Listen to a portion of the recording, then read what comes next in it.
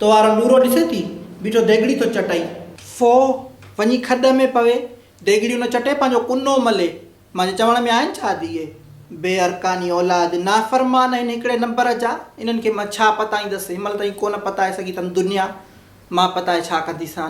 वाह जी ठही आहे माई तूं शादी ते मींहुं वसंदुसि त पुसंदासीं त असां न तूं त वञी कुंड वठी वेही रहंदीअ। हीअ उमिरि आंदी थी त अकुल जी ज़री न हासिलु करे सघीअ। देगड़ी चटण जो शादी सां कहिड़ो कमु छो कमु न आहे। अधी रेसकी वारे पुट जी शादी ते ॾिठो मींहुं बंदि थिए ई न पियो।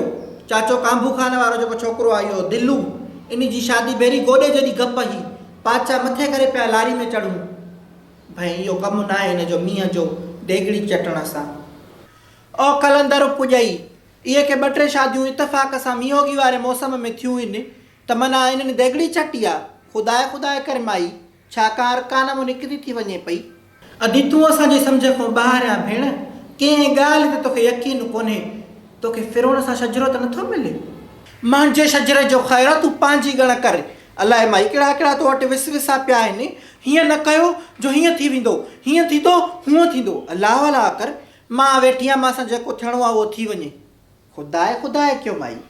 अॼु तूं दग भुलियल आहे तुंहिंजो को कसूर न आहे। असां पंहिंजे ईमान ते पका आहियूं अलाह जो शुक्र आहे। ईमान हुजे सदा हुजे पर अहिड़ो बि न हुजे जो माण्हू हर कमु ड्रिजी करे चे न राति जो न कटियो जो मुसीबत ईंदी। मुसीबत वांदी वेठी आहे त मोरा न कटे त वञी दर ते ठक करे ऐं सलाम वालेकुम कयासीं। तोबा माई ज़ारी इन ॻाल्हि खे बि नथी मञे त राति जो न कटण सां मुसीबत ईंदी आहे। तूं माईअ सां को चढ़ी वई आहे टरी टारो कर बाक़ी तुंहिंजो को असां वटि को लहणो त न आहे रहियो जो मां सां ईअं वेही थी तूं कचारियूं करे रहंदो। मुंहिंजो बि ईमान थी खसाए पई। ओ हचा का पवई शलक टाकी निकिरई ठोड़ भॼई कारियर ते पेर अचई महफ़िल में सिंघ वही वञई पेर में मोच अचई चांहि में मखी किरी पवई स्नैपचैट जी स्ट्रीक टुटी वञई टिकटाक फ्रीज़ थी वञई माणे भॼी वञई। हे त वठो घणा थी माउ खे बि न छॾियो वात में सीमट बजरी विझाए रा घोड़ रन। अकुल खां महरूम माई ॻाल्हि ॿुध अॻे बिजलियूं पावर कोन हूंदा हुआ मुंहिंजी भेण। न इहे न कटणियूं हूंदियूं पोइ माण्हू कातनि सां न कटींदा हुआ। पोइ उन राति जो ऊंधे में जो न कटींदा कातनि सां त हथ त वढिजंदा न। पोइ इन जे करे उन्हनि खे मना कयो वेंदो त राति जो न कटियो पर माण्हू तो ख़बर आहिनि सिधी राह। पोइ इहा ॻाल्हि मञींदा ई कोन हुआ। पोइ उन्हनि खे भउ ॾियण जे लाइ दहमान ॾियण जे लाइ चयूं त इहा न कयो जो मुसीबत ईंदव। बाक़ी तव्हां वांगुरु चिन न कटियो ईअं अलाह अलाह कयो माई।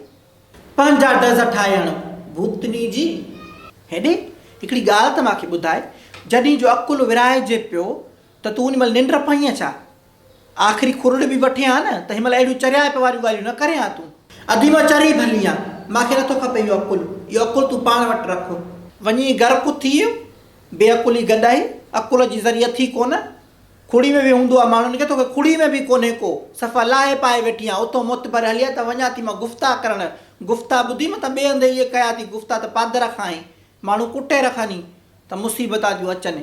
पंहिंजे अफ़ारनि ते मुसीबत थियूं अचनि वखन इहो न राति जो कटींदी त आफ़त अचे वेंदी। अलाह अलाह कर माई छाकाणि मुल्क खे बेज़ार कयो अथव अहिड़ियूं अजीब ख़बरूं ॿुधाए करे असांजो रहंदो दिमाग़ ख़राबु कयो अथव। ॾेढ बलाए